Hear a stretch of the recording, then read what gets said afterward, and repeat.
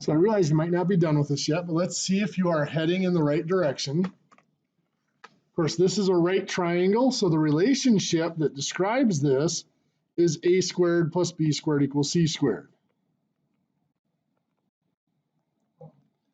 There's Ashlyn. Can you hear us? Yep, I can hear you. Can you hear me? Yes. Perfect. Excellent. Okay, so I've got a problem up here with a right triangle. And of course, being a right triangle, it's governed by that relationship. A squared plus b squared equals c squared. From this relationship, what do a and b represent?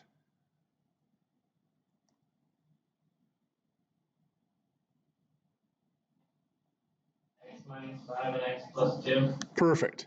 X minus 5 and x plus 2. The two legs are the parts that make the right angle. So this will be x minus 5 squared and x plus 2 squared. Equals, of course, c then will have to be x plus 3. That's x plus 3 squared. Now, Monday we learned about perfect square trinomials, and that'll actually help us square these out rather quickly. X minus 5 squared, we've got the x squared. Negative 5 squared is a positive 25. And a middle term, x times negative 5 is negative 5x times 2 is a negative 10x. So squaring a binomial to make a perfect square trinomial is fairly quick. We could have also multiplied it out, FOILed it out, x minus 5 times x minus 5 if you wanted to do that. X plus 2 squared, well again we've got the x squared is x squared, the 2 squared is 4, 2 times x is 2x times 2 is 4x. X plus 3 squared, you got the x squared is x squared, 3 squared is 9, 3 times x is 3x times 2 is 6x. Now we have to reduce and combine to get something we can solve here. So I'm going to combine everything I can on the left side first. X squared and x squared make 2x squared. What do we get with the negative 10x and positive 4x?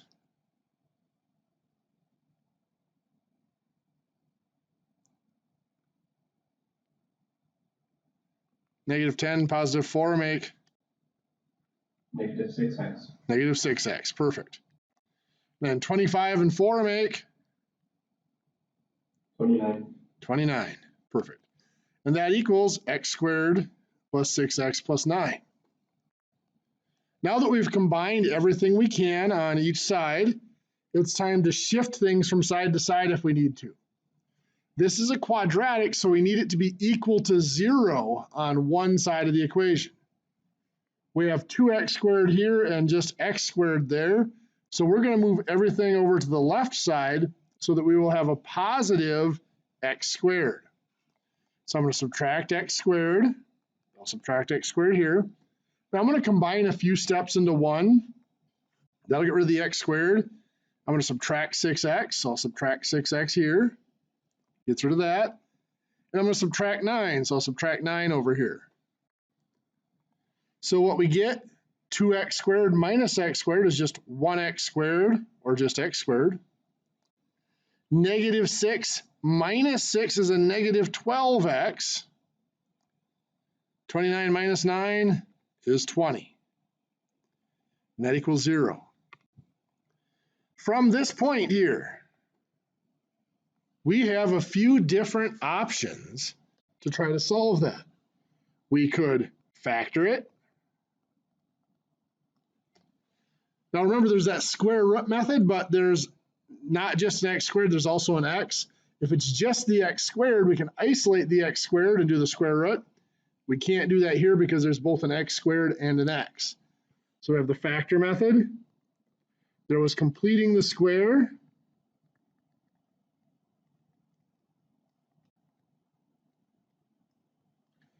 Or quadratic formula.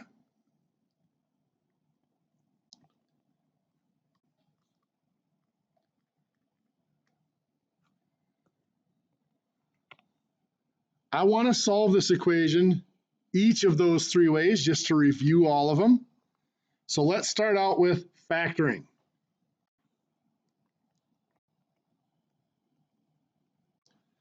For factoring, we have to leave it equal to 0 and factor that other side. So of course, x squared is x times x. 20 can either be 1 times 20, 2 times 10, 4 times 5. Now it's positive 20, so either both numbers are positive or both numbers are negative. We see that this is a negative 12, so that tells us both of them are negative. What numbers do we want to try there?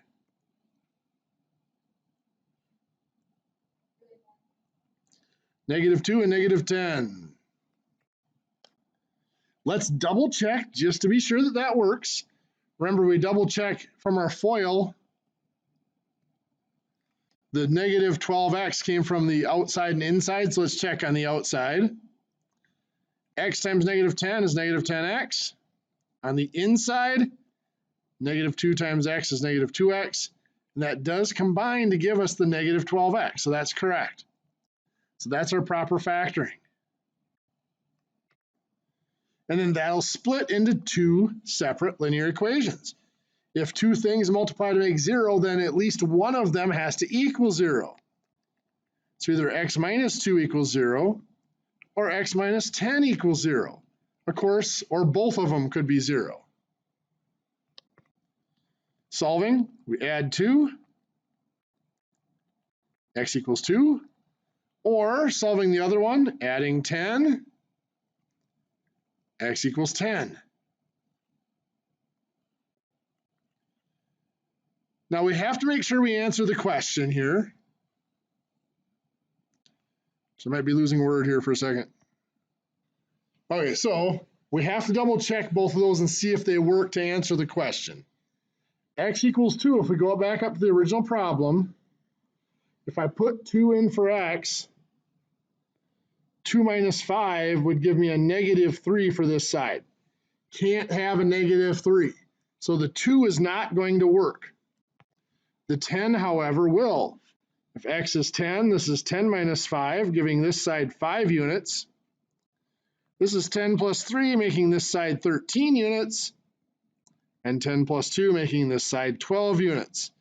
If you remember from your geometry, 5, 12, 13 is a common Pythagorean triple for right triangles.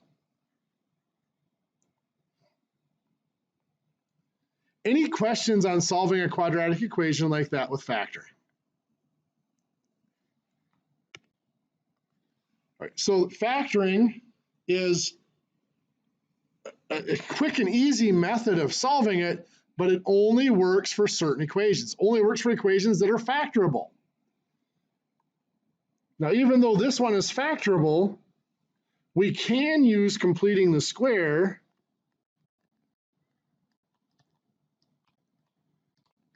and we know we'll be able to solve it. We don't have to worry about whether that equation is factorable or not. So we have x squared minus 12x plus 20 equals 0. Remember, completing the square, the first step is to move the constant term. So we're going to get rid of the 20 here. We're going to subtract it to put it over on the other side. We have x squared minus 12x. There's a blank we're going to leave there, equals negative 20. Step 2 is to figure out what that constant has to be to complete the perfect square trinomial. So we need to find the new value of the constant.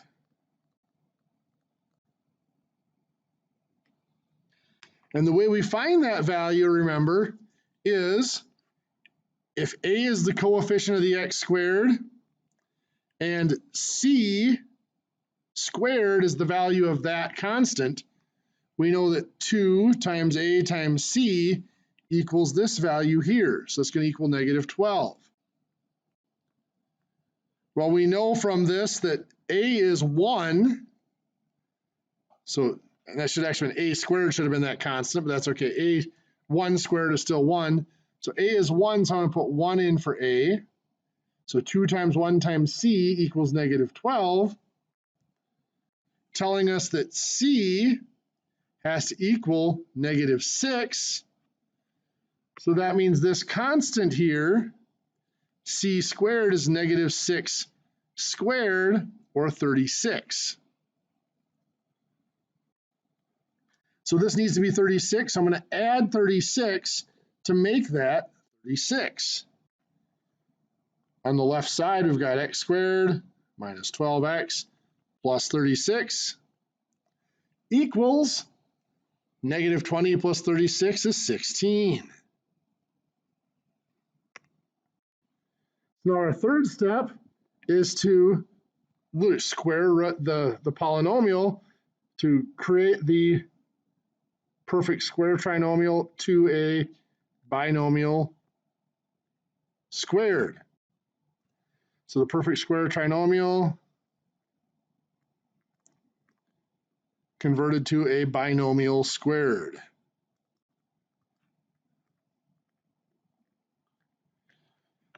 Which is simple enough because we already figured out what the values of a and c have to be. A is, since this is a 1, a is just a 1, so that's just going to be x there. C was negative 6, so x minus 6 is the value there. So it's x minus 6 squared equals 16. And then let's just solve that equation, which is going to require a square root. So now we can go back to that square root method that we learned before. We do square root here and here. Cancels out the 2, the squared. That's just x minus 6 equals. And remember, the square root of 16 is 4 or negative 4. From there, you add 6 to solve. You'll get 10 or 2, just like we did before. Plus 6, x equals 10. Plus 6, x equals 2. Any questions with that? Completing the square is definitely the longer of the 3 processes. It is vital, though, as we move on, once we start graphing conic sections, circles, parabolas, hyperbolas, ellipses. Completing the square is how we convert an equation from standard form, which is like this one, into a graphing form. Let's look at quadratic formula.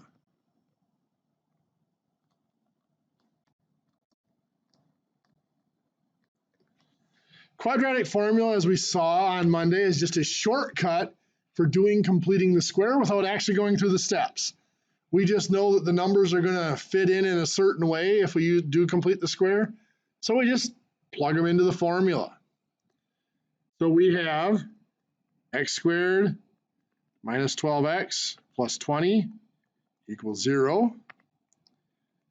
And for the quadratic formula to work, it must equal 0. We already have that. And it must be of the form ax squared plus bx plus c equals 0. So here we have a equals 1. That's the number multiplying x squared. B, that's a negative 12 multiplying x. And c equals 20. And of course, the formula is x equals opposite b plus or minus the square root of b squared minus 4ac all over 2a. So over here, opposite b, well, b is negative 12. Opposite of that is a positive 12. Plus or minus the square root of b squared, so it'd be negative 12 squared, minus 4ac, so 4 times a is going to be 4 times 1, times c is going to be times 20. This is all over 2a, so 2 times 1, a is 1. And now it's just a matter of doing order of operations. Negative 12 squared is 144.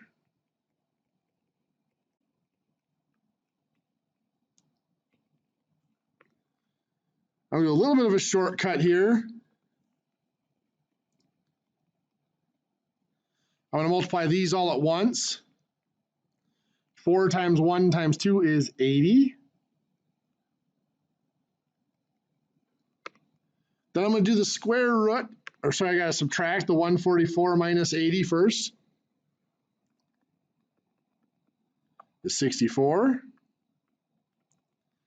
Then I will square root the 64, which is 8. So that's 12 plus or minus 8 over, I'm going to do the 2 times 1 as well. That's just 2.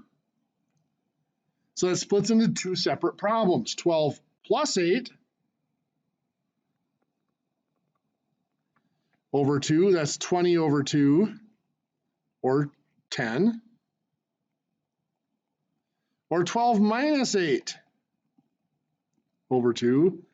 12 minus 8 is 4 over 2, or 2. So we do get those same results. Now, unfortunately, the quadratic equation, quadratic formula, only applies to equations in this form. So if we can't get it to that form, if it has a power of 3 or some other power other than just first power and second power, we cannot use that quadratic equation. Any questions off the homework from Monday? Okay, so then let's take a look at the next step then.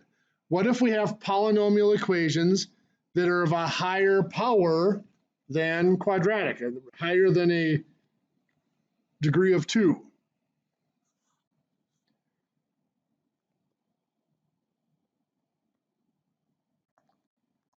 Called polynomial equations. Now, quadratic equations are a form of polynomial equation. They're just a special form. It occurs often enough. We gave it its separate name, the quadratic, because it is useful enough and popular enough that we can treat them separately. And we found some shortcuts for solving those quadratics. The same strategy, basic strategies apply to solving polynomial equations. If I have something like 5x to the 4th equals 20x squared, my main option here is to get it equal to 0 and factor. So my higher power is the x to the 4th. It's positive right now, so I'm going to leave it where it is, move everything else over with it. So I'll subtract 20x squared from both sides. So now we have 5x to the 4th minus 20x squared equals 0. Remember, when we factor, step 1 for factoring is always to look for a greatest common factor. Step 2, after you've removed that greatest common factor, depends on how many terms, how many digits there are. If it's 3 terms, that's when you use that reverse multiplication. In other words, FOIL in reverse. If it's 4 terms, we're going to use grouping. Or if it's 2 terms, I know I took a step back here, but this is the least common one. We would look at special products. Special products we'll see as we go on would be like the difference of perfect squares, difference or sum of perfect cubes, and some of those that don't look like they can be factored, but they have special results. This one has a greatest common factor. Can anybody tell me what the greatest common factor of those 2 terms is? 5x squared. 5x squared, perfect. So we factor out the 5x squared, dividing it out, 5x to the 4th divided by 5x squared gives us just x squared. Negative 20x squared divided by 5x squared gives us just negative 4. That equals 0. Now I had mentioned one of those special products. If there's only two terms, this is one of those special products. Does anybody remember what that is?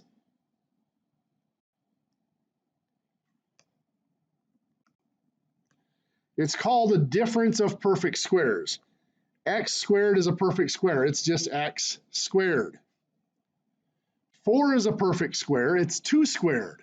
It's a difference because it's subtracted. And the difference of perfect squares is always factorable into what we call a sum and a difference product. One is a sum, one is added, and one is a difference, subtracted.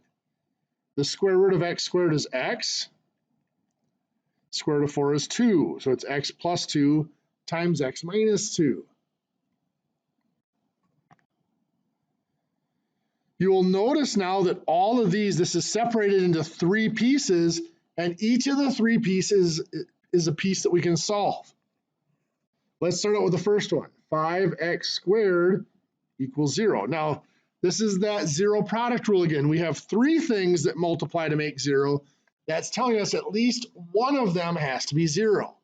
So either 5x squared is 0, or the x plus 2 equals 0, or the x minus 2 has to equal 0. The first one, 5x squared equals 0, we'll divide by 5. Well, 0 divided by 5 is still 0. X squared equals 0. We'll square root to get rid of the x squared. The square root of 0 is still 0. So that's saying x equals 0. Or, solving this one, we'll subtract 2. 0 minus 2 is negative 2, so x could be negative 2. Or, solving this one, we'll add 2. Giving us x could be a positive 2. Now, in a polynomial equation, it's more important than in a linear equation to go back and check to make sure that the solutions we found actually do work in the equation. These should, but let's double check them. If I put in 0 for x, well, 0 to any power is 0. 5 times 0 is 0. 20 times 0 is 0. That's going to work. If I put in negative 2 for x, let's write this one out. 5 times negative 2 to the 4th equals 20 times negative 2 squared.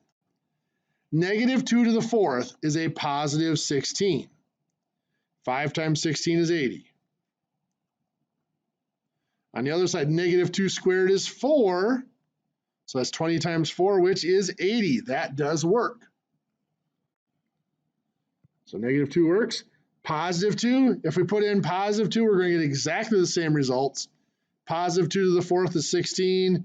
Positive 2 squared is 4. So positive 2 works as well. So we have 3 answers for this. X equals 0, or x equals negative 2, or x equals positive 2.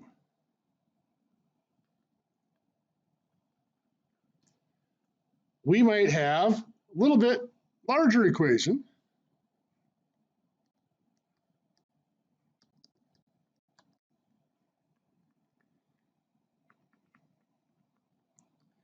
That looks something like this. This again is a polynomial equation, has powers on our variables. Doesn't matter that we're using a y instead of x. We'll solve here for values of y. The way this is set up, we need to get it equal to 0, just like we did with all the others, and then attempt to factor. So my highest power is the y to the 3rd. It is currently positive, so I'm going to leave it where it is. If it were negative, I'd move it over to the other side. So I'm going to move everything else over to that side of the equation. So I'm going to do that by subtracting the 4y from both sides and subtracting the 18y squared from both sides. So my right side over here has been cleaned out. That's going to equal 0. Let's sort out what's going on the left side here. And I am going to go in descending order, highest power to lowest power. The 9y to the 3rd has not changed.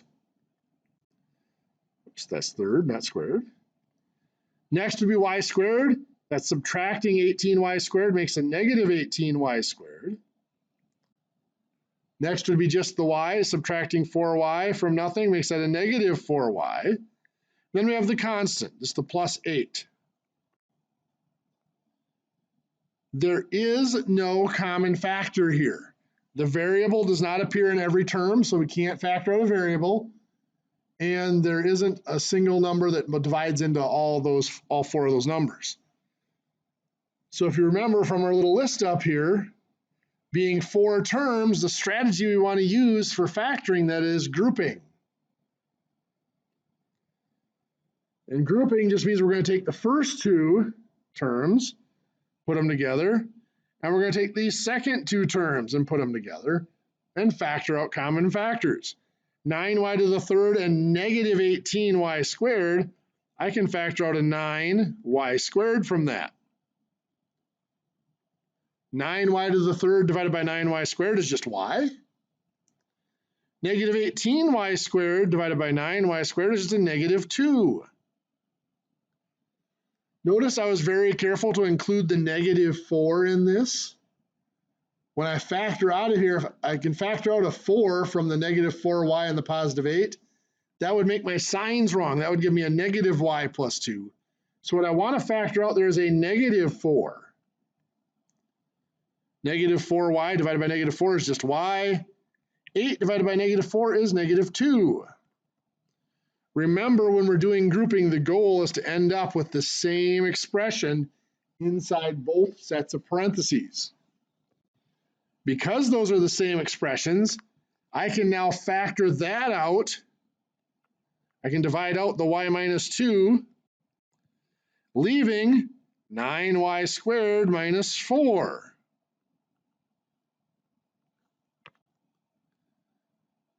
Now, if you recall your special products again, 9y squared minus 4 is a difference of perfect squares. So the y minus 2 here isn't going to change. 9 is 3 squared. 4 is 2 squared. And of course, it's subtracted. So 3y squared gives me the 9y squared. So it's going to be 3y. One's a sum, one's a difference. The square root of 4 is 2, so that's going to be 2. So 3y plus 2 times 3y minus 2 gives us the 9y squared minus 4. Is there anybody out here that's not familiar with the difference of perfect squares like that wants me to go through that a little bit? Okay. And of course, that equals 0. So now we're back to that zero product rule. We have it all factored down into things that we can solve if they're set equal to 0. By the way, in this one, if you did not notice that this is the difference of squares, 9y squared minus 4 equals 0 actually can be solved. So it would have worked out. You would have done the square root of 4 over 9, which gives you a positive 2/3 or a negative 2/3, which will be one of the sets of answers we get. So anyway, what we have here, either y minus 2 equals 0 for the first term, or 3y plus 2 equals 0, or 3y minus 2 equals 0. And now we solve each of those. To this one, we're just going to add 2 to get y equals 2. Here we're going to subtract 2 to get 3y equals negative 2, then divide by 3 to get y equals a negative 2/3. And here we're going to add 2 to get 3y equals positive 2, divide by 3 to get y equals 2/3.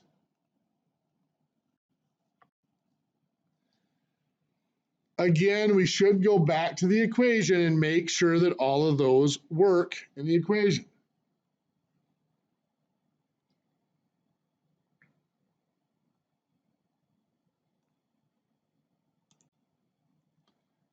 There's my original. So if I try 2 in there,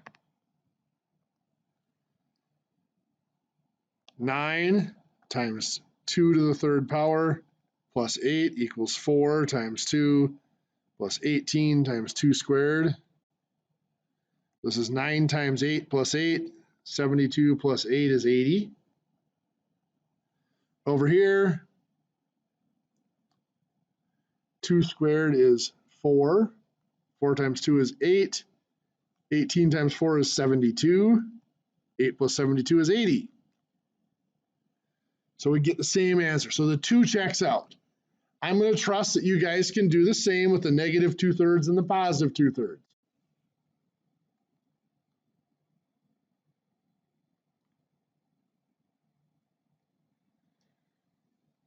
We can have equations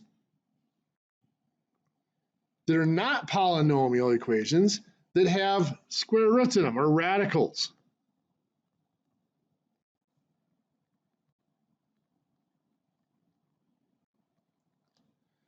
A radical equation might look like this.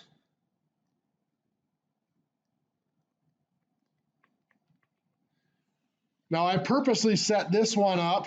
So there's a variable on the other side here that's outside of the radical. So this is going to give us a quadratic equation to solve. But when you are working with these radical equations with the roots in them, when you're solving them, they can be a linear equation, they can be a quadratic, or they can be a polynomial equation. You can get any sort of equation from it as we start to solve it. But the steps to solve this is, if possible, you want to isolate the radical, that root. In this equation that's already done, the square root is by itself on the left side of the equation. And then you want to use a power.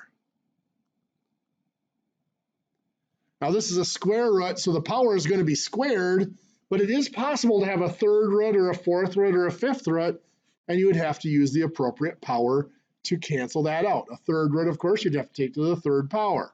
A 5th root to the 5th power, and so on. So this is a square root, so we are going to square it. Now notice I squared the whole equation on the left side, which means on the right side I have to square the whole equation, not just bits and pieces of it. On the left side, the square root and the squared cancel out. So it's 6x plus 1. On the right side, x minus 1 squared, this is a binomial squared. It's going to give us a perfect square trinomial. So we've got x squared. Negative 1 squared is a positive 1. X times negative 1 is negative 1x times 2 is negative 2x. Now again, if you don't remember how to do that, you can just FOIL out x minus 1 times x minus 1. You don't have to use the perfect square trinomial shortcut. Now from here, we're going to solve just like we did any other quadratic. X squared is here and it is positive, so we're going to leave it there, which means I have to get rid of everything else on the other side. So we're going to subtract the 6x. I'll subtract it from here as well. It's gone over here. And we'll subtract 1. So I'll subtract that from here as well. So on the left side, we have 0. Right side, nothing happens to the x squared. Negative 2x minus 6x is negative 8x. 1 minus 1 is 0. It cancels out. So we have x squared minus 8x equals 0. This can be factored. I can factor out an x. Dividing by x leaves me x minus 8 equals 0. So when I go to solve this, that's telling me that either x equals 0, that's just x, or x minus 8 equals 0. To solve that, I add the 8, which is telling me x would be positive 8. So either x is 0 or x is 8.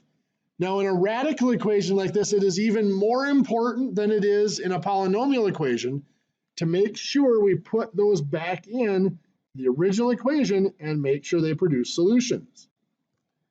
So back up this original equation, if I put in 0, the square root of 6 times 0 plus 0, does that equal 0 minus 1? Well, 6 times 0 is 0. Plus 1 is 1. The square root of 1 is either a positive 1 or a negative 1. On the right side, we get a negative 1, so that works. If x is 8,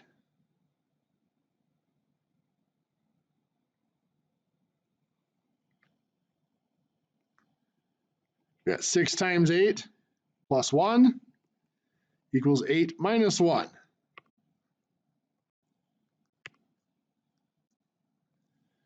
It's the square root of 6 times 8. Come on. So 6 times 8 is 48. Plus 1 is 49. The square root of 49 is either a positive 7 or a negative 7. 8 minus 1 is a positive 7, so that works out. So both of those solutions in this case worked. But again, we can run into situations where one or both of them don't work.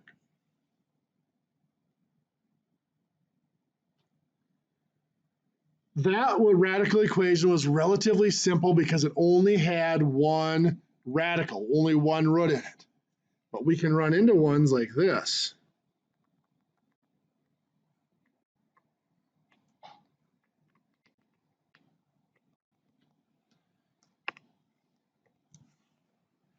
Where we have two radicals. Now, there are a few different ways we can approach this. I feel that the simplest way to approach it is to get one radical by itself. You could actually square this the way it is with both radicals on the same side. I have found that people make a lot of mistakes when they square it that way. So let's get one radical by itself. This one's subtracted, so let's just add that to move it over to the other side. So the square root of adding the square root of x minus 2 cancels that out. Adding the square root of x minus 2 over here will give us 1 plus the square root of x minus 2 there. On the left side, all we'll have left is the square root of 2x minus 3. Now we're going to get rid of the radical on the left side by squaring it. That root and the squared are going to cancel out. That'll just be 2x minus 3. It's not going to be quite so simple on the right side. Remember, we got to square the whole side as one piece. So that's 1 plus the square root of x minus 2 squared. So we're going to have to FOIL that out.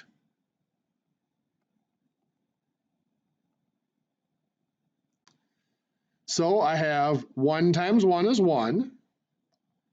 1 times x minus 2 is just, or square root of x minus 2 is the square root of x minus 2. Square root of x minus 2 times 1 is the square root of x minus 2. And the square root of x minus 2 times the square root of x minus 2 is just x minus 2 without the square root. So that gives us 1 minus 2 is a negative 1. Square root of x minus 2 and the square root of x minus 2 is 2 times the square root of x minus 2 plus x.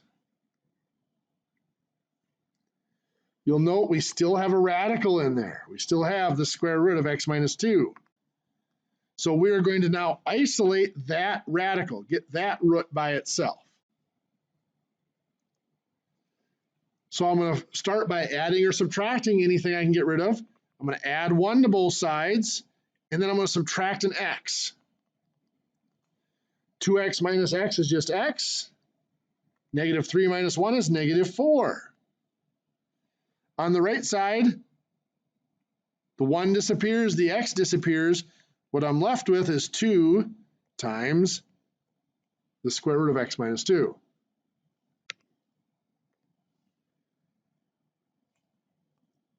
Some people prefer to divide by 2 to get the square root absolutely alone. In this case, however, that's going to give us, if I divide it by 2, x divided by 2 is 1/2 x, or x over 2. 4 divided by 2, or negative 4 divided by 2 isn't bad, it's just negative 2. I have to work with that fraction. I could have squared this just like this and been fine. x minus 4 squared is easy to do. And over here, what would have happened is, since these are multiplied, if they're added, you have to square them as one big chunk. If they're multiplied, you can square each piece separately. I could have done 2 squared is 4, and the square root of x minus 2 is squared is just x minus 2, giving me 4x minus 8. Let's go ahead and divide this out. This is the way that many people think is simpler to get that radical absolutely by itself. So we divided out the 2 to get rid of the 2 here. X divided by 2 is 1/2 x, or x over 2. I'm just going to write that as x over 2. A little bit easier to work with that way. Negative 4 divided by 2 is the negative 2. So now let's go ahead and square each side to get rid of that second radical. So on the right side, that root and the square do cancel out, giving me x minus 2. On the left side, we are squaring a binomial, so we'll get a perfect square trinomial. X over 2 squared is x squared over 4. Negative 2 squared is positive 4. X over 2 times negative 2 is a negative x, times 2 is a negative 2x, is what we'll get here. And now we have to solve this. I'm going to have to, it's a quadratic, so I'm going to have to set it equal to 0. I'm going to subtract an x from each side. I'm going to add a 2. So the right side there is now 0. Now remember, this is really 1/4 x squared. Subtracting that x gives me a negative 3/4 x squared. Oops, I subtracted that from the wrong spot. That's not an x squared, that's just an x. Subtract x from here, sorry. So this is still x squared over 4, or 1/4 x squared. Negative 2x minus x is a negative 3x. 4 plus 2 is a positive 6. So here's our quadratic equation. It is factorable, but not pretty. So let's just jump to that quadratic formula since we know it. A equals 1/4, B equals negative 3, and C equals 6. So opposite B is negative 3, opposite B will be positive 3, plus or minus the square root of negative 3 squared minus 4 times A, which is 1/4, times C, which is 6, over 2 times A again is another 1/4. At this point, I'm going to take some shortcuts as I calculate. Negative 3 squared is 9. 4 times 1/4 times 6 is 6. 2 times 1/4 is 1/2.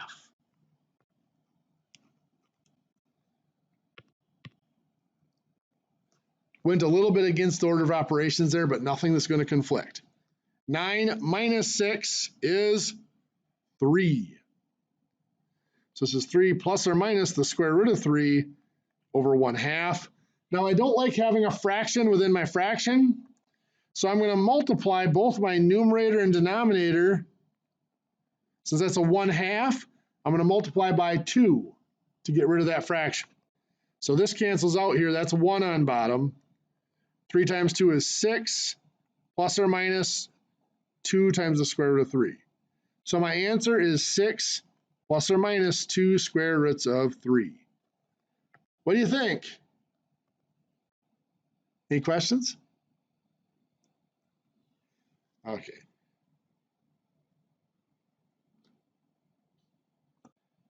Next, we can run into equations that have rational exponents. If you recall, when you worked with exponents and rational exponents previously, x to the power of 2/5, that rational exponent or fractional exponent has a meaning. The numerator of that fraction in the exponent is a power. The denominator is the index of a root.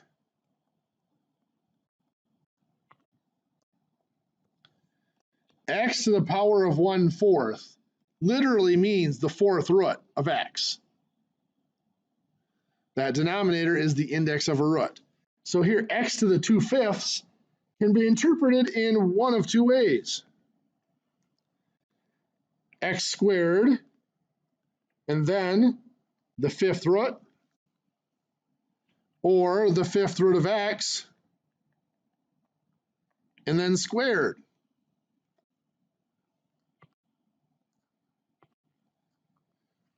So if I have an equation where we have a fractional exponent, a rational exponent like that, like 5x to the power of 3/2 plus 11 equals 146.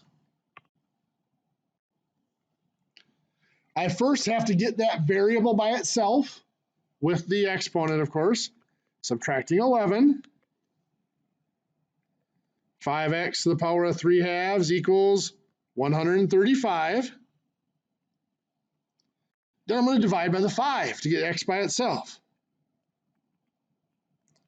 So that's gone. I have x to the 3/2 equals 27. 135 divided by 5 is 27. Now there are two ways I could proceed from here. I could get rid of the numerator first. Now that numerator is saying x to the third. What's the opposite of x to the third? The third root, right? So I can take the third root of this. The third root of 27 is 3. Now I still got the 2 in the denominator of that power. That's a square root. To get rid of a square root, we square it. 3 squared is 9. So x would be 9.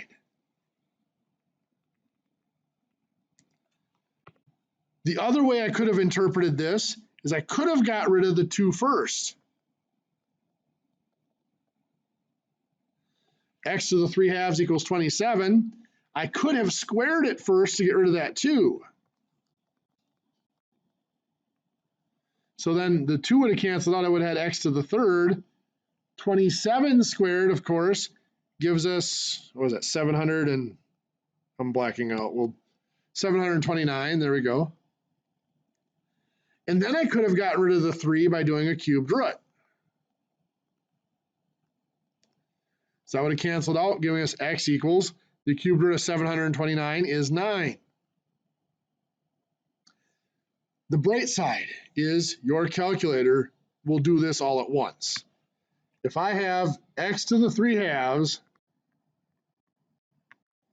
equals 27, to get rid of a power of 3/2, we use a reciprocal power.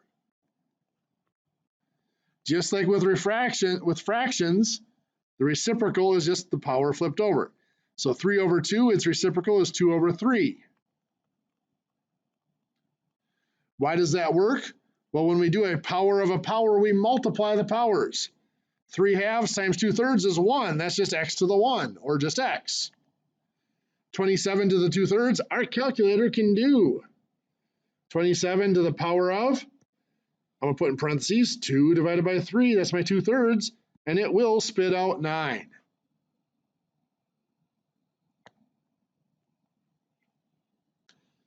I'm going to put one up here for you guys to work on. We are going to take our break. I'm about 2 minutes late for break. I apologize for that. But here's one for you to work on as you come back in from break. 8 times x to the 5/3 minus equals 24. I'll have you work on solving that, and we'll continue here, and we'll start lecturing at about 10:30. If you need to take a break or anything, please feel free to do that too. Get on this one. So we already have, the 24 on the other side. So to get the variable with its power by itself, we just have to divide by 8. So we've got x to the 5/3. 24 divided by 8 is 3. You could just go ahead and punch into your calculator. To get rid of the 5/3, you're going to go to the power of 3/5. So you could just punch in 3 to the power of 3/5.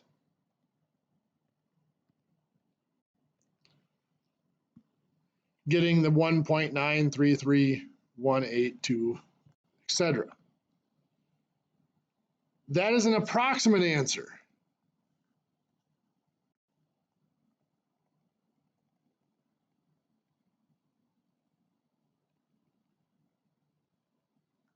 In some cases, that's okay. But if we want the exact answer, remember, we can leave an answer in terms of a root, of a radical. We'll go back to this x to the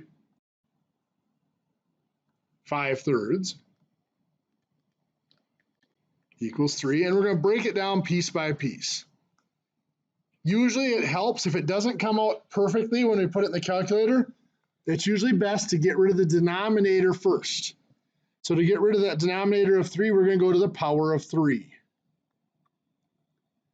So the 3's will cancel out. What's left on the left side is just x to the 5th. 3 to the 3rd power, 3 times 3 times 3 is 27. And now to get rid of the 5, it's a 5th root. So the 5th root and the x to the 5th cancel to give us just x. So our exact answer here is the 5th root of 27.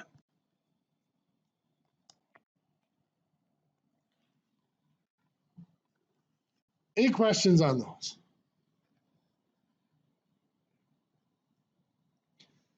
Sometimes it takes on that form, but it's not just the variable with the power. We can have an equation like this.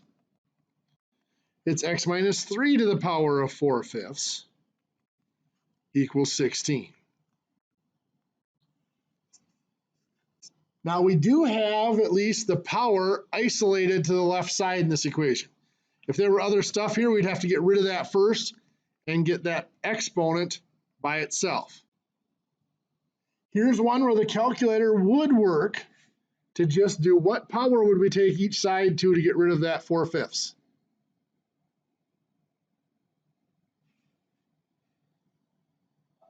Five-fourths, great. So that'd cancel out. We'd have x minus 3 equals 16 to the power of 5/4. It's going to give us 32. That's saying the 4th root of 16, which is 2 to the power of 5, is 32.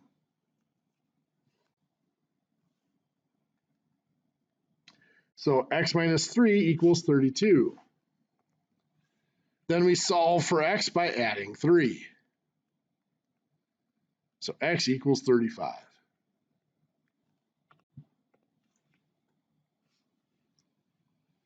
Well, these fractional exponents can come into play in other equations, in equations that we call quadratic form.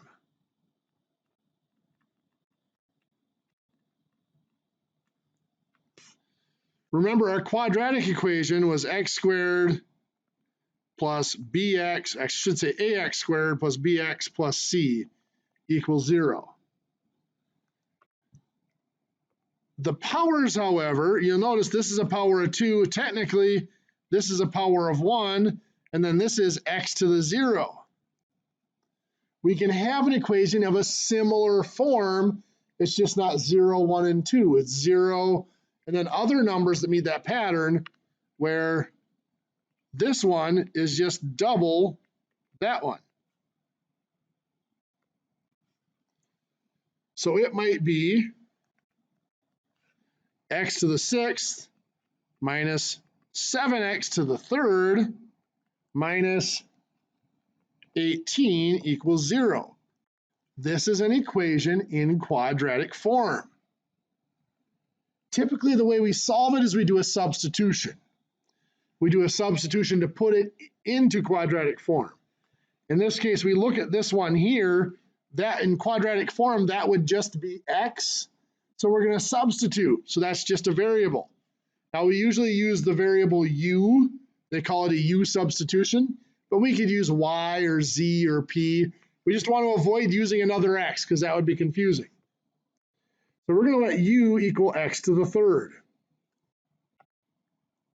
So that means this equation here, x to the sixth, is just x to the third squared, so that's u squared, minus 7, well, u is x to the third, so replace that with u, minus 18 equals 0. And now we can solve it using any of our methods for solving quadratics. We could factor, we can complete the square, or we can use the quadratic formula. This one actually factors relatively easy. What does that factor into? We've got u and u. What's the rest of it? -9 and +2. Perfect. U minus 9 and u plus 2. So that means either u minus 9 equals 0 or u plus 2 equals 0. Solving here. Come on. We could add 9. U equals 9.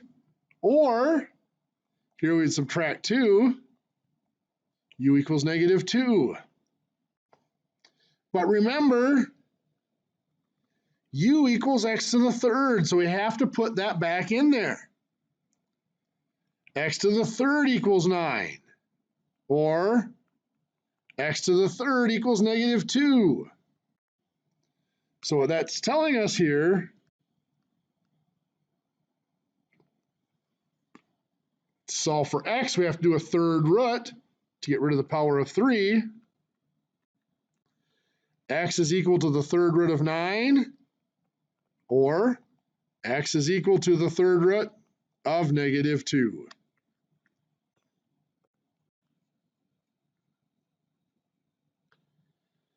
It doesn't necessarily have to be whole number powers. It doesn't have to be like a 3 and a 6, or it could be a 2 and a 4. Anything where this first power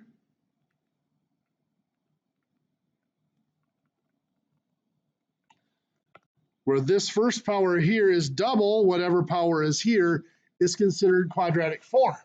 So it can be fractional powers. We can have x to the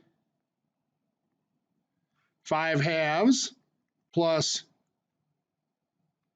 9 x to the 5/4 plus 20 equals 0.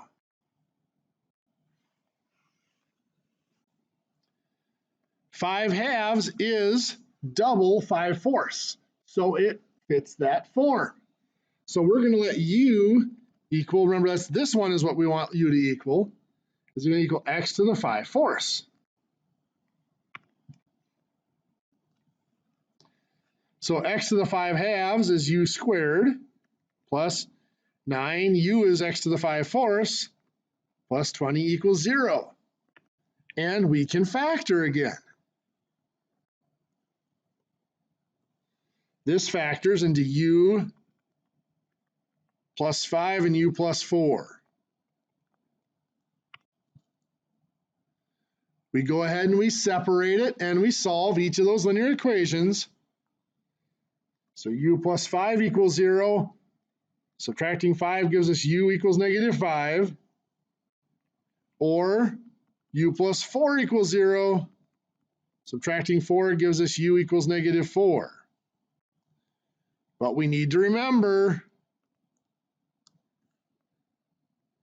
u is equal to x to the 5/4. So we put in x to the 5/4 here equals -5. X to the 5/4 here equals -4. Of course, to solve that, we've got to go to the 4/5. So x equals -5 to the power of 4/5. We can reduce this. First, we can go -5 to the power of 4, like that, and then the 5th root. So negative 5 to the power of 4 is actually 625. So x is the fifth root of 625. We're going to do the same over here. Doing the power of 4 fifths. So x equals negative 4 to the power of 4 and then fifth root. Negative 4 to the power of 4 is 256. So that is the fifth root of 256. So either x is the fifth root of 625 or x is the fifth root of 256. Any questions there?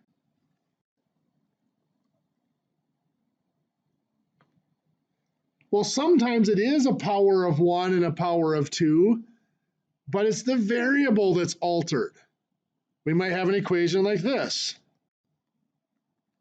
X minus 5 squared plus 5 times x minus 5 plus 6 equals 0. This is still a quadratic form. What we're going to substitute here is we're going to let u equal x minus 5. So substituting in, this is u squared plus 5u plus 6 equals 0. Now, I purposely chose equations that are easy to factor here. But again, they might not be easy. You may use quadratic formula or whatever to find the answers once they're in this form. This one factors, of course, to x plus 3, x plus 2, giving us x plus 3 equals 0, which, of course, subtracting 3 says x equals negative 3. Or this one says x plus 2 equals 0. Subtracting 2 would tell us x equals negative 2, not x. So that should be u in there, sorry. U plus 3, u plus 2. So u plus 3 is 0, giving us that u equals negative 3. U plus 2 is 0, giving us that u equals negative 2. Now we have to go substitute back in, because u is equal to x, is it minus 5 if I remember right? Yep, x minus 5. Substituting that in. So now instead of u equals negative 3, x minus 5 equals negative 3. Adding 5 to both sides, x equals a positive 2. Again, instead of u equals negative 2, we put in x minus 5 equals negative 2. Adding 5 to solve for x equals a positive 3. So those quadratic forms can actually take on many different variations. The key is figuring out something you can substitute in to turn it into an equation like this that is a simple quadratic equation.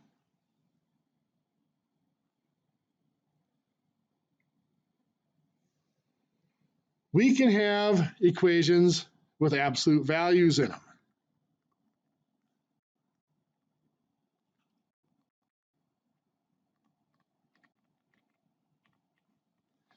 Similar to a radical equation, we have to isolate the absolute value in order to solve these equations.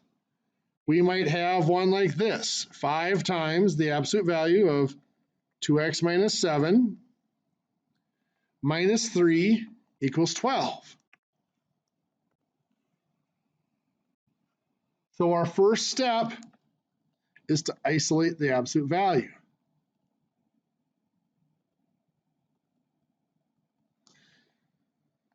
Basically, we're treating this whole absolute value here like it's the variable, like that's the x. We're going to get rid of everything else. We were going to add 3 and divide by 5. So let's do that. We're going to add 3 here, leaving us with 5 times the absolute value of 2x minus 7 equals 12 plus 3 is 15. And now we have to divide by the 5. So that's gone, giving us the absolute value of 2x minus 7 equals 15 divided by 5 is 3. Once the absolute value is isolated, it's by itself, we have to split this equation. Just like when we took a square root and we squared it, or sorry, when we took a squared and we square rooted it, we had to account for both a positive and a negative answer. Same type of thing happens here. That absolute value of 2x minus 7 equals 3. What that is saying is on the number line, that is 3 units away from 0. So it could be positive 3 or it could be negative 3. So when I split this, it could very well be that 2x minus 7 equals 3. Or it could be just the opposite, the negative of 2x minus 7 equals 3. Now you'll notice, rather than putting the negative over here with the 3, I put it times this. Because technically that's what it's saying is, if that's the absolute value, it's either the positive or it's the opposite of the absolute value. Now it works out if I had to put the negative on the 3 here, it would have given us the same thing. But there are going to be more complicated versions of these as we move on, where it's easier to put it there. So solving this first one, we're going to add 7. 2x equals 10, and divide by 2. X equals 5. Over here, let's distribute that negative 1. So we've got negative 2x plus 7 equals 3.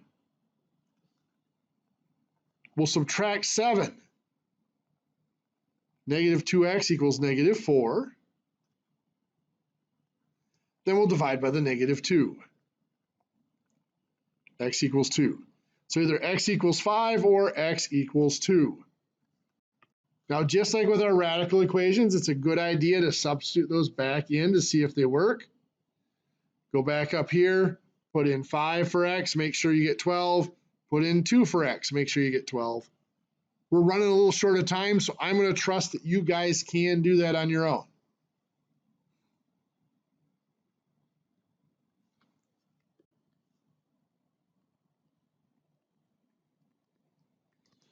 So what if I have something like the absolute value of 2x plus 7 equals the absolute value of 4x minus 21.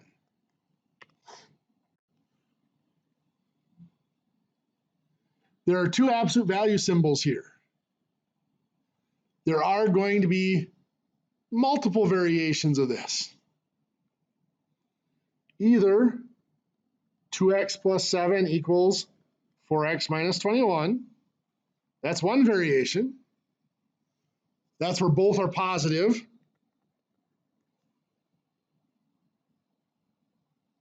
There's a variation where the first one is negative and the second one is positive. So it's going to be negative 1 times 2x plus 7 equals the 4x minus 21. There's a variation where the first one's positive and the second one's negative. So 2x plus 7 equals negative 1 times 4x minus 21. And then I don't have room to write it here right now, but there's going to be a negative or a version where both are negative. We'll try that when we're done here. Let's solve each of these three. We'll subtract 2x from both sides. 7 equals 2x minus 21. Adding 21. 28 equals 2x. Dividing by 2. 14 equals x. On the right side, distribute the negative 1. We got negative 2x minus 7 equals 4x minus 21. I'm going to add the 2x here. So negative 7 equals 6x minus 21. adding 21. 14 equals 6x. Dividing by 6. 14 divided by 6 is 2 1/3 equals x.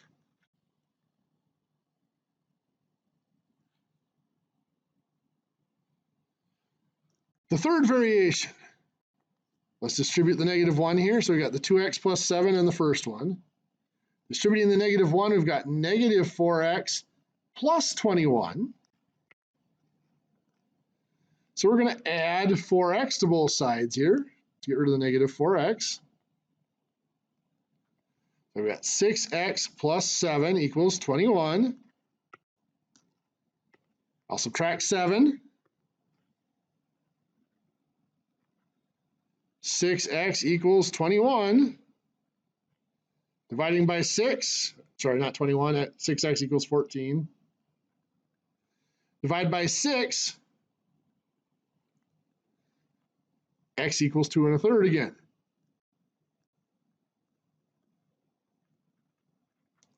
So notice those two answers are the same. Well, let's do the variation where both sides are negative. Both sides are opposite of what they are. So opposite, opposite. So that would be a -1 times 2x plus 7. And a -1 times 4x minus 21. We're going to distribute both of them. So it's going to be -2x minus 7. This is going to be -4x plus 21. We're going to add the 4x this time. Give us 2x minus 7 equals 21. Minus 7. Come on. Then we're going to add the 7. So 2x equals 28. And divide by 2. X equals 14. So you notice I did all 4 cases here, but there's really only 2 distinct answers. The case where both sides are positive and where both sides are the opposite or negative gave me the same answer. And the case where I had the first side negative and the second side positive gave me the same answer as the one where the first side was positive and the second side was negative. That will always be the case in these. So what that means is you only have to do the first two here, where both sides are positive, so you just drop the absolute values, and then you do the one where it's the first one's negative and the second one's positive, and solve.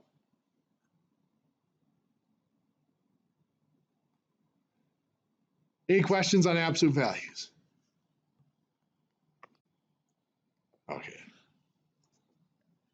So then our next step is to talk about inequalities. What if they're not equal? It's not an equality or an equation.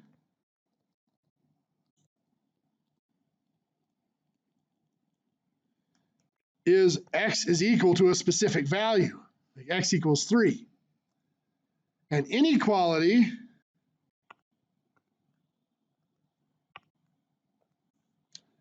is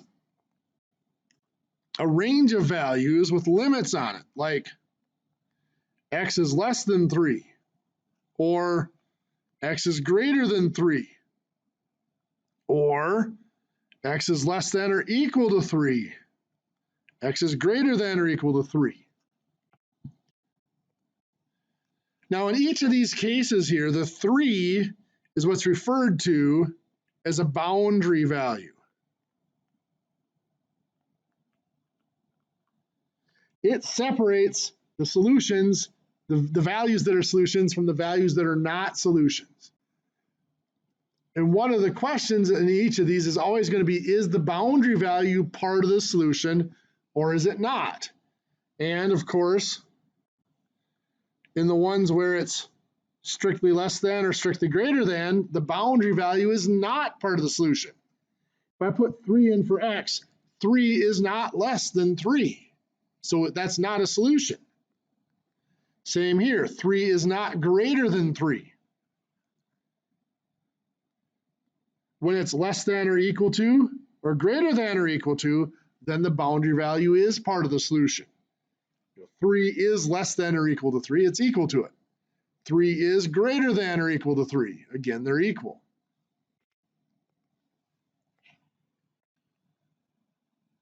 So one of the difficulties is going to be displaying our solutions to these. So we might have something like 3x plus 8 is less than 7.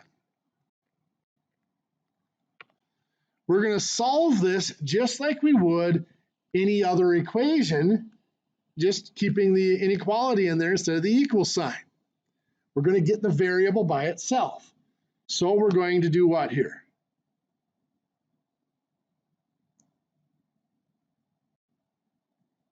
Subtract 8. Thank you. 3x is less than negative 1, and then what?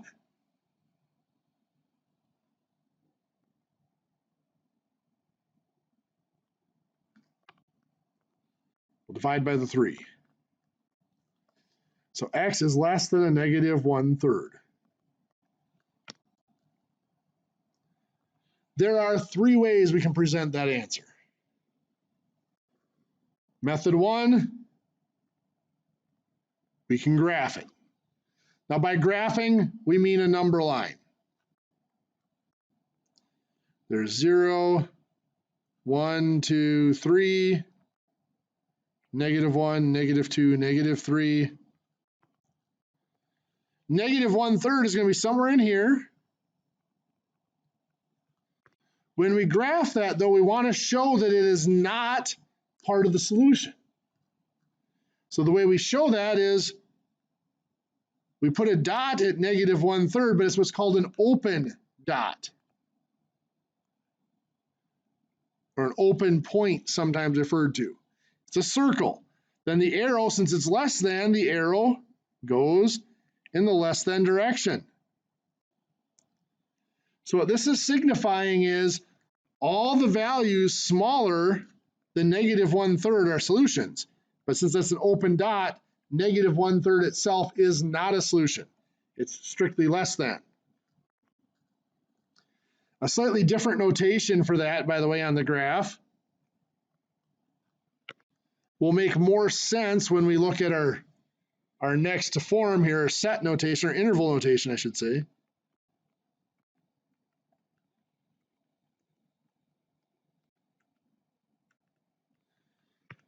That is to go to negative 1/3 and to use a rounded bracket like this that points this way. That rounded bracket means it's not included.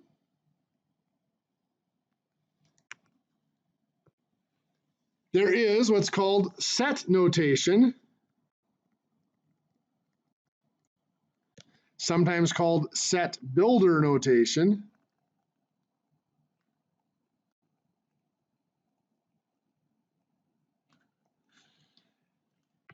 This is actually a little bit redundant in this notation, but what it looks like is this. Use the squiggly bracket. It's all values of x. This line is saying the word such that, is what that stands for. All values of x such that x is less than negative 1/3. So basically, you're just taking that answer, x is negative 1/3, and you're putting it into these brackets in this notation.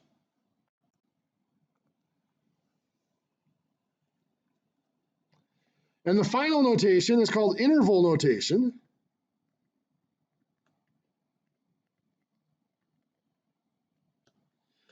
Interval notation is saying for x to be less than negative 1/3, if you look at that number line,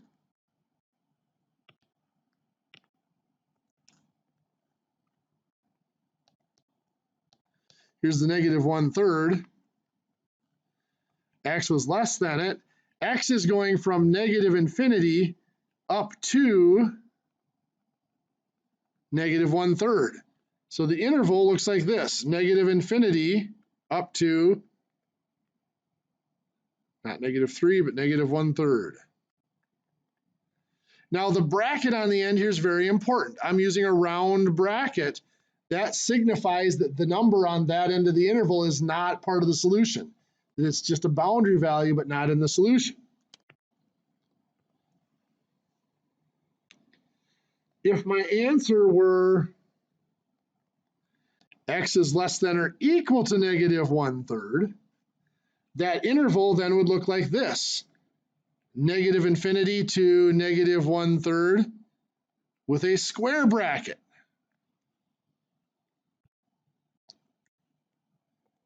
If I were going to graph that on a number line,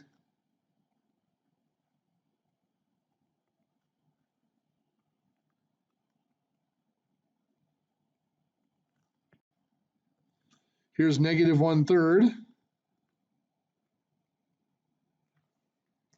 If I'm using the dot notation, well, since the negative 1/3 is part of the answer, it's a closed dot instead of an open dot. That closed dot means that is part of the answer. Then the arrow points over. Or I could using the end bracket off of that interval notation. Notice I used the round end before. That's this just bracket off the end of our interval notation. I would use the square bracket here off our interval notation. That indicates that the negative 1/3 is part of the solution. It's not just a boundary value.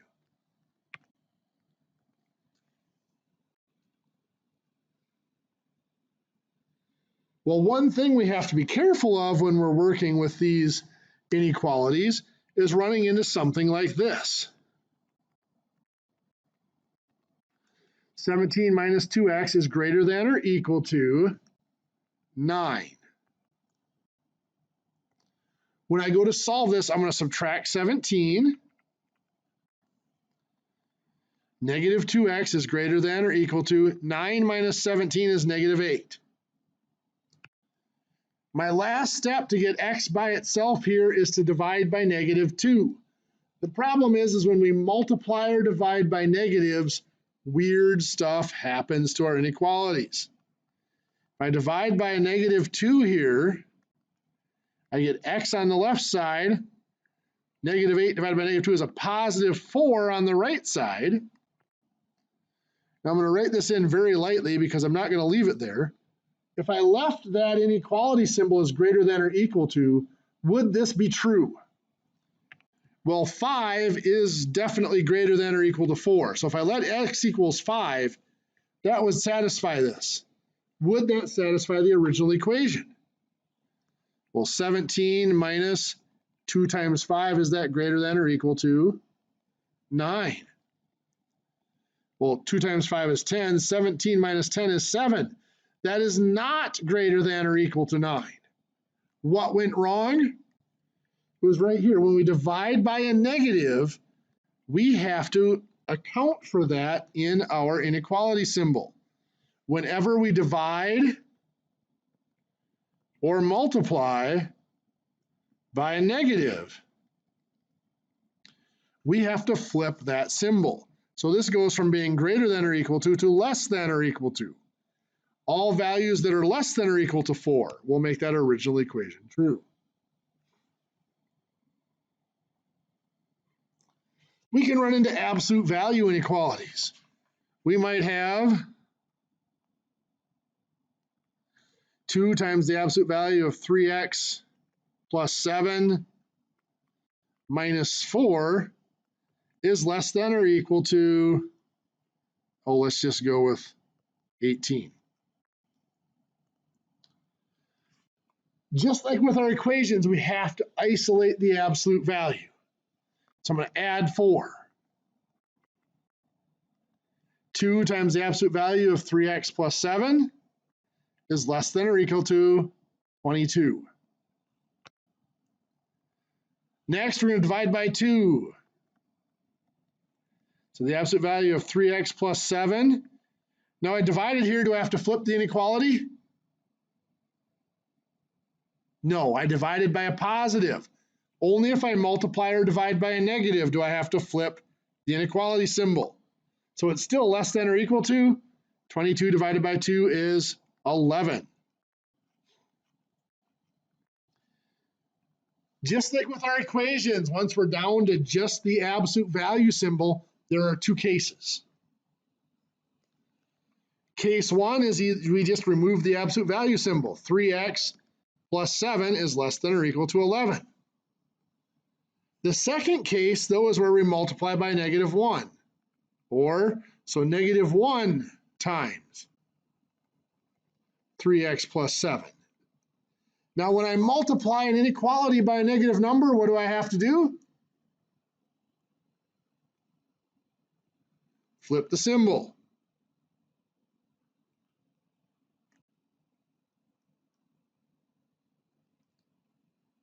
Actually, I gotta be careful here. I believe I leave that alone for now.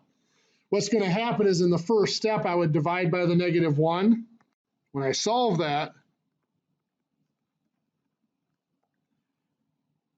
I got 3x plus 7, and then I flip the symbol to be greater than or equal to -11.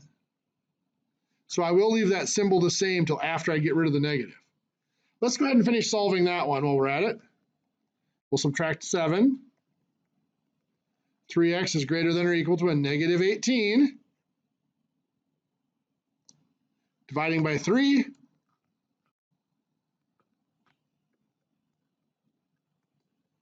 X is greater than or equal to a -6.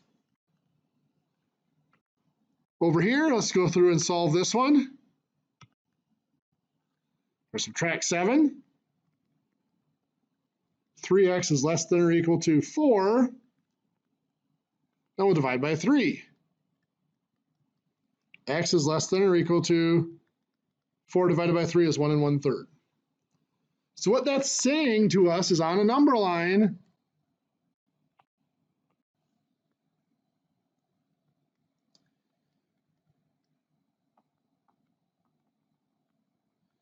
that those solutions have to be between those. Are the boundary values included in the solution here? Yes, it's less than or equal to, greater than or equal to. So it's, oops, I have square brackets there. The -6 is included, and the 1 1/3 is included, and it's that interval. So I could either put it on the graph like that. I could have used solid dots if I wanted to. Or I could use interval notation. It's square bracket saying the -6 is included, up to 1 1/3. Again, square bracket saying the 1 1/3 is included. Or I could use that set builder notation saying this is all values of x such that having the value or the number line helps us fill this in. -6 is less than or equal to x, which is less than or equal to 1 1/3. Notice what I did was I just combined these two inequalities into what we call a compound inequality, where we put them together.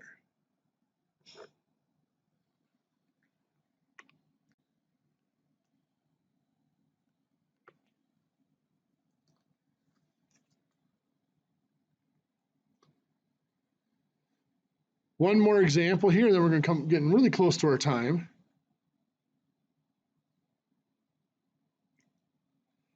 So we can run into rational inequalities. We can have something like 4x minus 3 over 6 plus 2 is less than or equal to 2x minus 1 over 12. All the variables are in the numerators here, so this is a simple case for us. To solve this, we're just going to go ahead and find a common denominator and eliminate the fractions. We've got 6 and 12, which means our least common denominator is 12. So I'm going to multiply this whole equation by 12. So distributing here, I've got 12. I'll make it 12 over 1. 4x minus 3, I'm going to put that numerator in parentheses over 6. And I'll cross cancel here. 12 and 6 cross cancel, both divide by 6, giving me 1 and 2. 2 times 4x is 8x. 2 times -3 is -6. Move to the next. 12 times 2 That's positive 24. Greater than or equal to, that sign isn't going to change. 12 times the 2x minus 1 over 12. Well, the 12s are just going to cross cancel, giving me 2x minus 1. And now I can solve this inequality just like I would any equation, just making sure I keep that inequality symbol consistent, flipping it if I have to, if I multiply or divide by a negative. Just like with an equation, my first step is to combine on either side. So this will be 8x, negative 6, and positive 24 is a positive 18.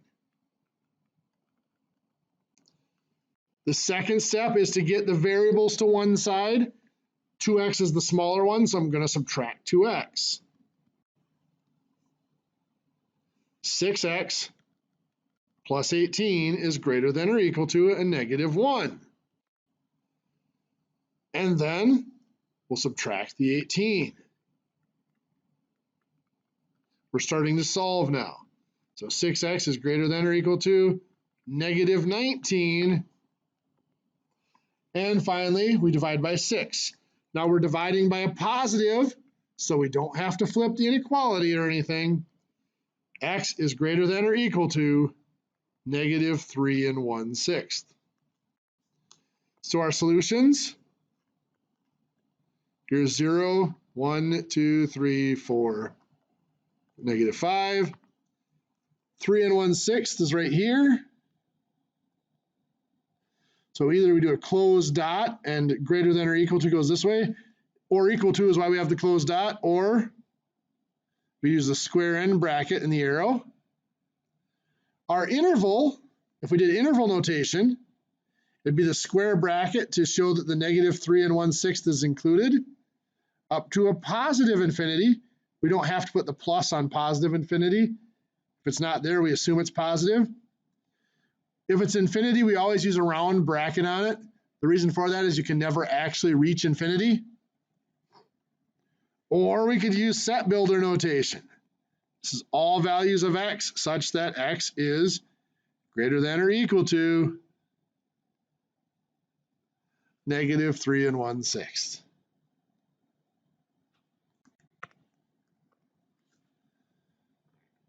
We've covered a lot here. I realize it's quite a load in one day, but you got to remember the 2-hour class is really 2 classes squeezed into one. I wish our scheduling worked out better so we could do this class 1 hour a day for 4 days. One thing, since we've got a couple minutes here, I do want to note, one of our inequalities, we ended up with a compound inequality. Let's take a look at how you would handle that.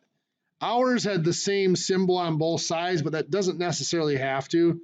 We could have 8 is less than or equal to 2x plus 5, which is strictly less than 21.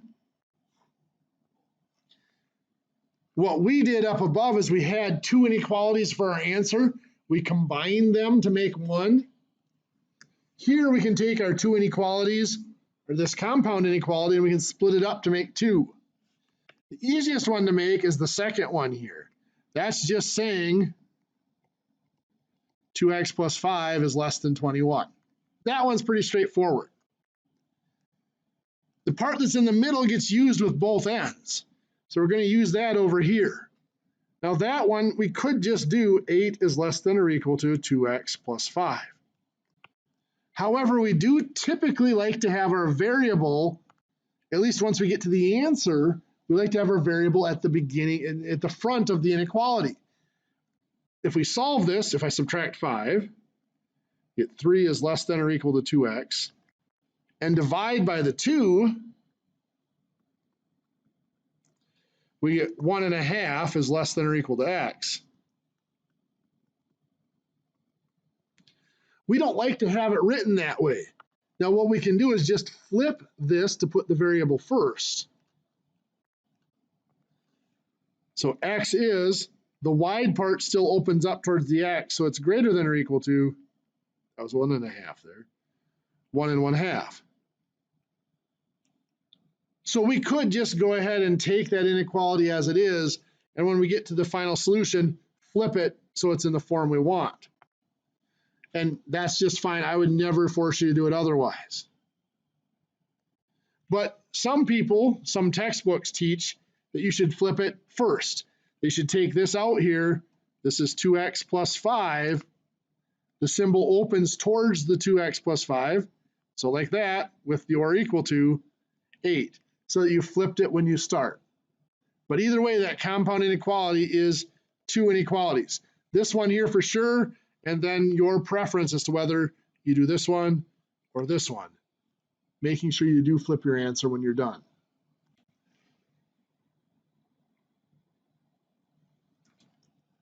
I feel like I'm getting that dazed look, like we've covered way more than you can absorb in one class. I apologize for that, but that's kind of the schedule we have to keep. There is homework assignment here now. This should be homework 2A that we're starting now. This will be due next week on Tuesday. What is that going to be, the 17th, I believe?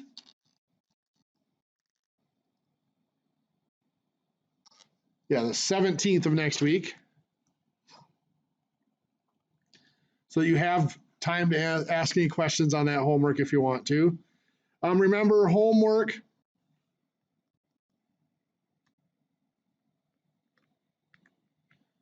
1B is still out there that you have until tomorrow to finish, September 12th. And then, of course, quiz 1 is also out there. That's on the materials from the last two classes, not this one. That is due September 13th, this Friday. Anybody have any questions? Okay. Hopefully this all makes sense. Otherwise, if we have to, we will take some time on Tuesday to go back over some of this. I realize this was a pretty large bite to take in one day. You guys have a great weekend. We'll see you on Tuesday. Thank you.